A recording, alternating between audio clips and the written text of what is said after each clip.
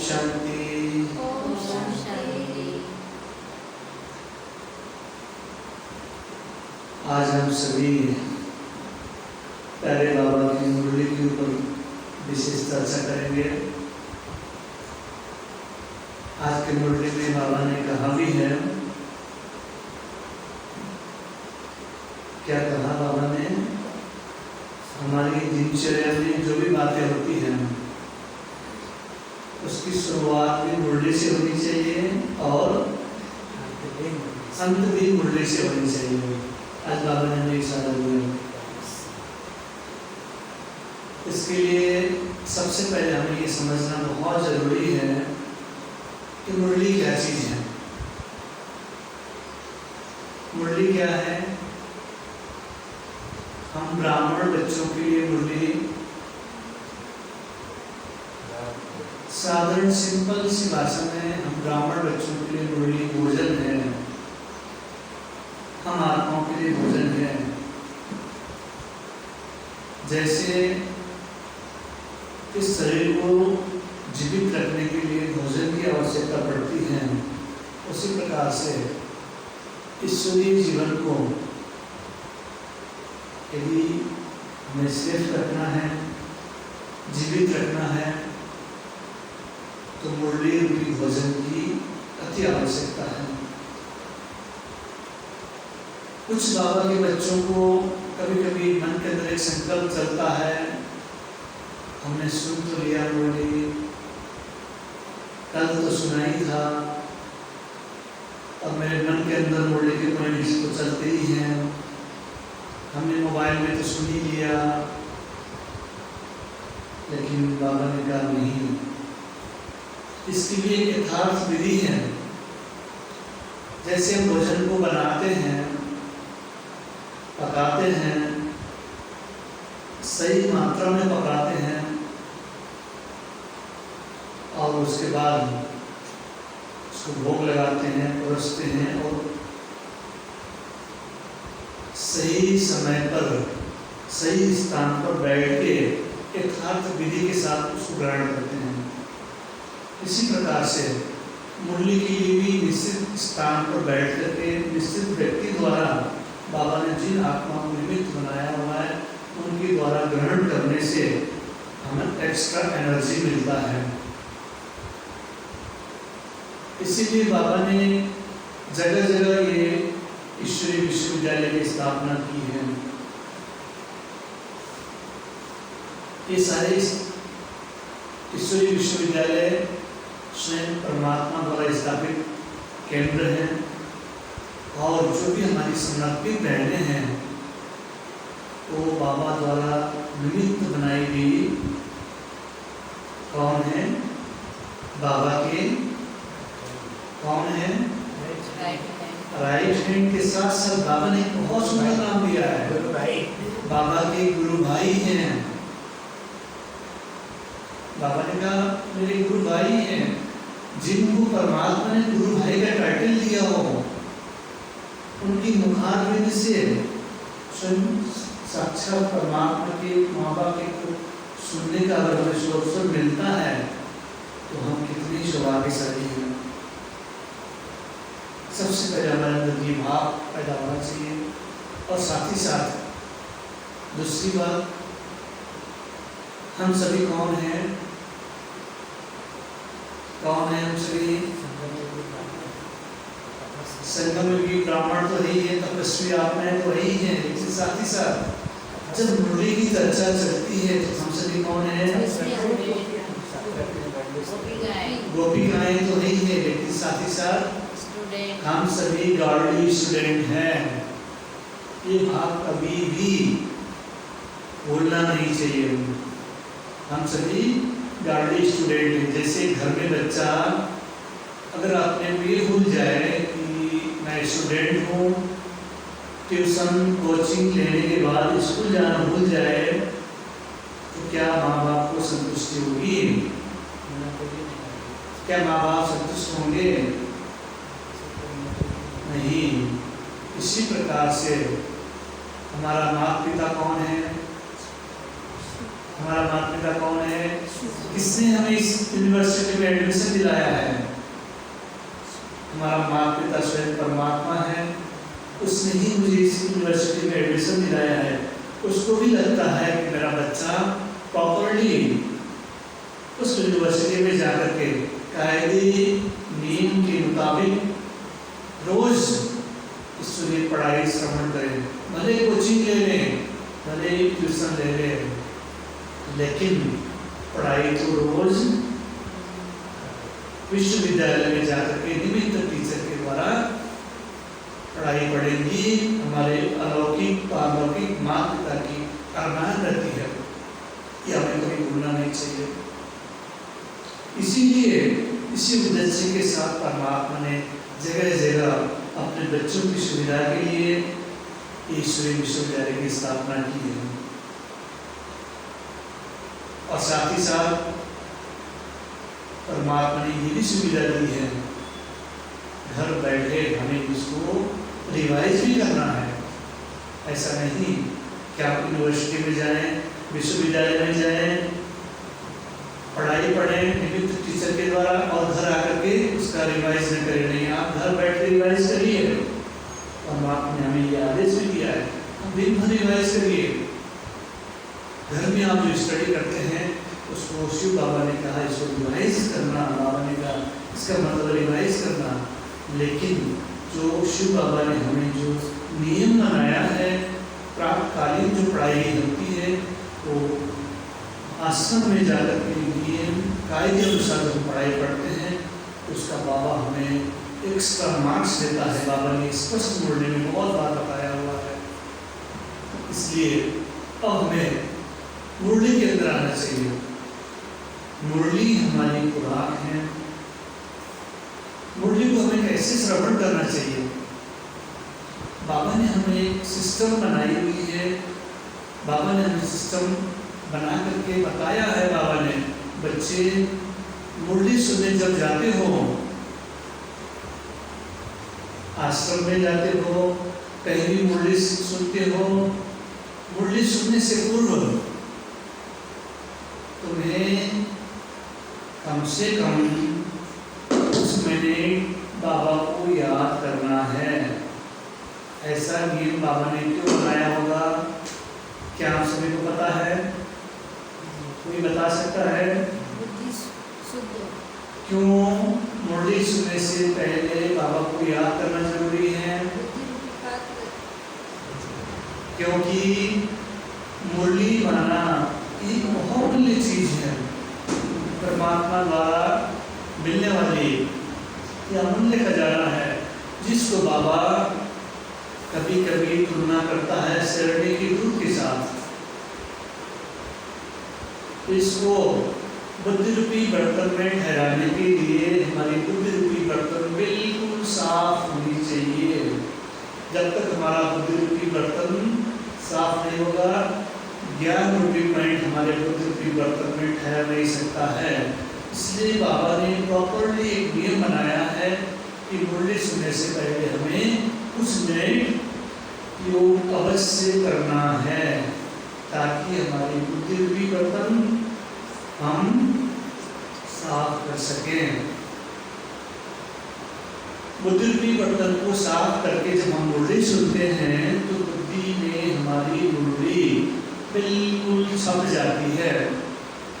बाबा ने एक बार कहा था, मुरली केवल हमें सुननी नहीं है, केवल मुरली को सुनना नहीं है, मुरली को हमें हजम करना है।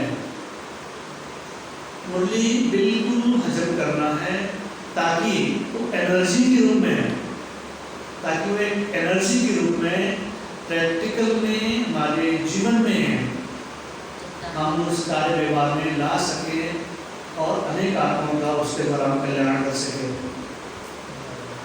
जब वो डाइजेस्ट होता है तब एनर्जी के रूप में कन्वर्ट होता है।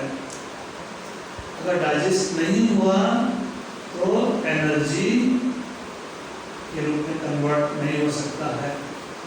इसलिए मुरली को हमें इतने चातक होकर के सुनना है, इतना चातक होकर सुनना है, मुरली हजम हो जाए।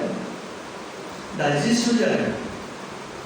ये तब संभव है जब हमारा बुद्धि रूपी बर्तन बिल्कुल स्वच्छ हो जाएगा। बुद्धि रूपी बर्तन को स्वच्छ करने की विधि है योग, मेडिटेशन। जब तक हम योग नहीं करेंगे हमारा बुद्धि रूपी बर्तन साफ नहीं हो सकता है। अब हम गर्ली स्टूडेंट हैं, ये तो हमें मालूम पड़ गया। गर्ली स्टूडेंट के हमारे सब्जेक्ट क्या क्या है? कितने सब्जेक्ट हैं हमारे यहाँ पढ़ाई होती है? कितने सब्जेक्ट हैं? कौन कौन से सब्जेक्ट हैं? हमारे मुख्य सब्जेक्ट है 4। उन 4 सब्जेक्ट में पहला है ज्ञान, दूसरा है योग, तीसरा है धारणा, चौथा है सेवा। ज्ञान, योग, धारणा और सेवा, हमारी ये 4 सब्जेक्ट हैं।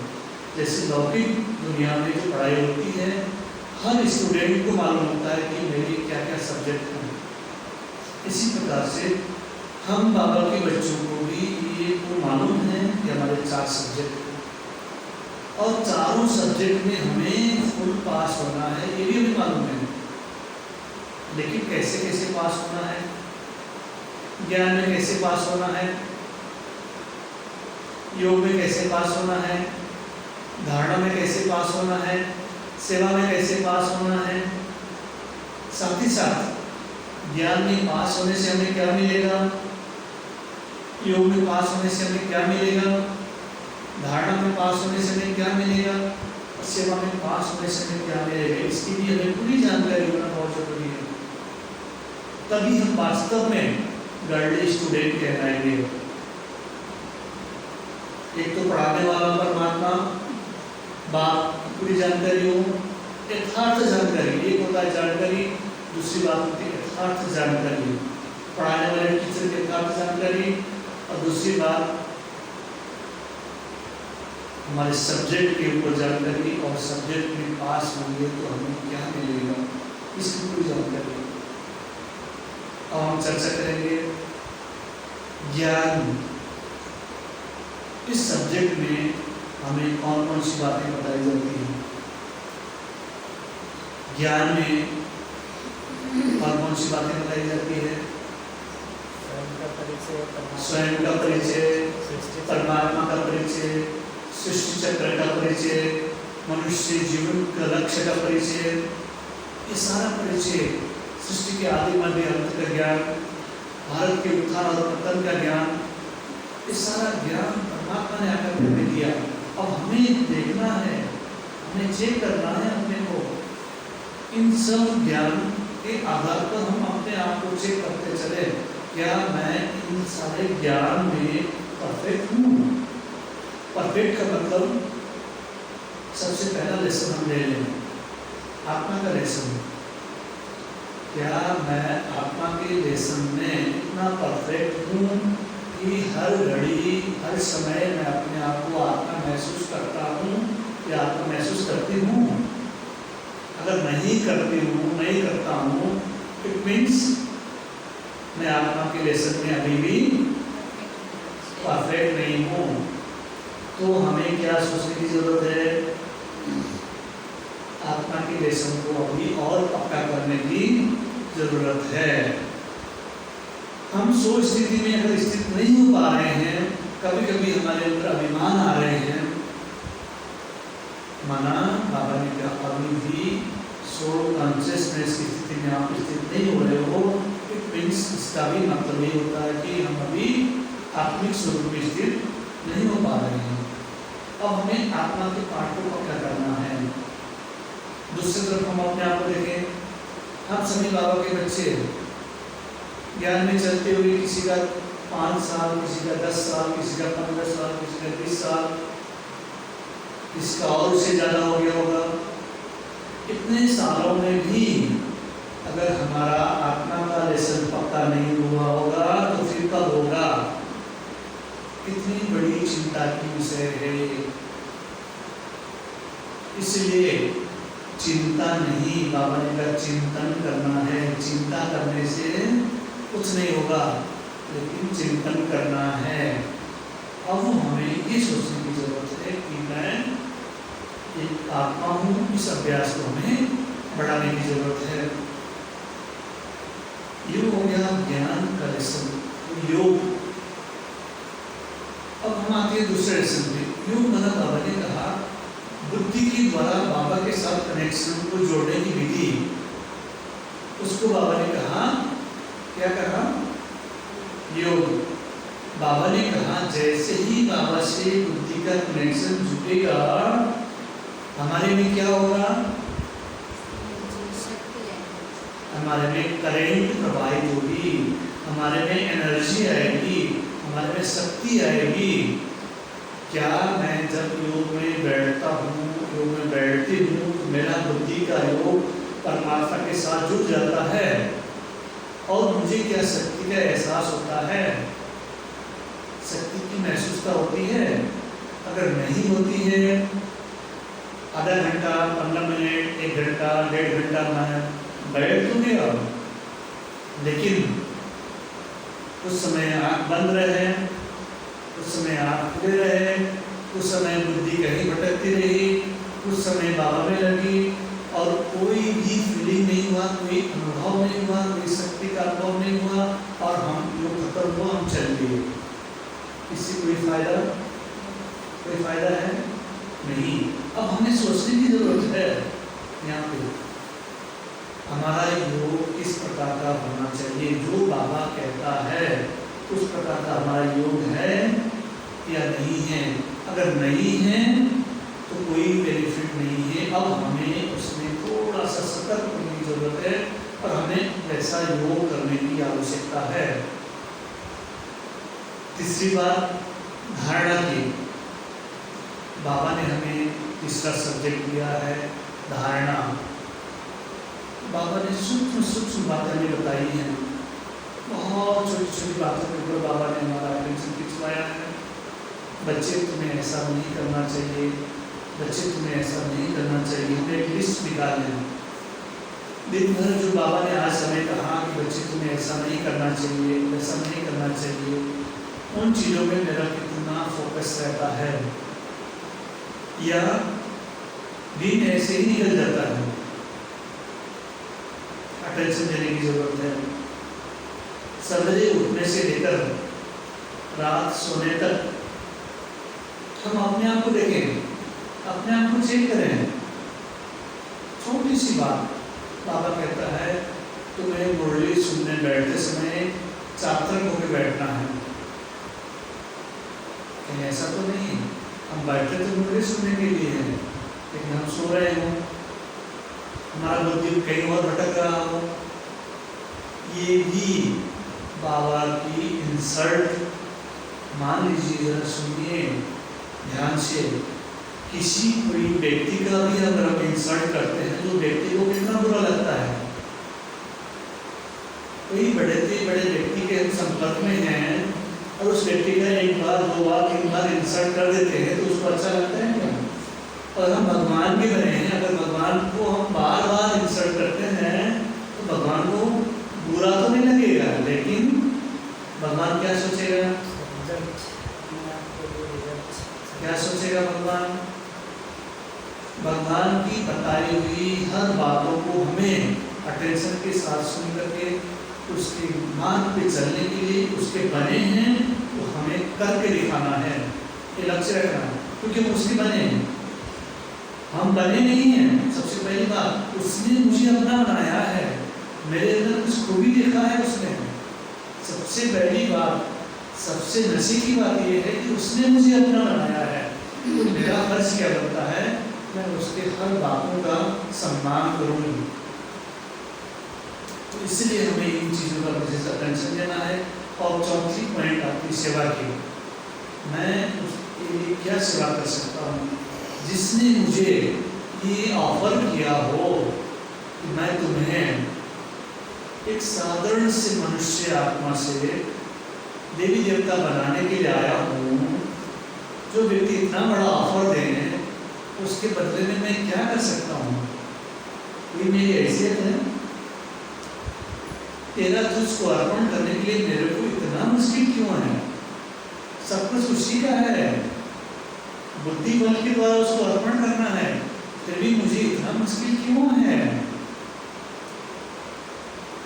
हम मानते हैं, हम जानते हैं कि सब कुछ जो कुछ भी है उसी का है, फिर भी उसको अर्पण करने में क्यों इतनी दिक्कत आ रही है? कम से कम करके तो देखें, देखो रिटर्न वो कितना देता है। आप इतना सा देंगे, वो इतना रिटर्न देने के लिए तैयार बैठा हुआ है। इस बात को तो जाने, इस भाव से अगर हम सेवा करेंगे तो कभी भी घाटे का सौदा नहीं होगा, हमेशा फायदे में रहेंगे। इसलिए हमें इन 4 सब्जेक्ट को विशेष अटेंशन देना बहुत जरूरी है। और हमेशा संयोग युग हम ब्राह्मण बच्चों के लिए कैसा युग है? कैसा युग है? डायमंड युग। ये संगम युग हमारे लिए फायदे का युग है। इस युग में हमें हर क्षण हर समय ये समझना है कि मुझे फायदा फायदा और फायदा इसी में रहना है, घाटे में नहीं।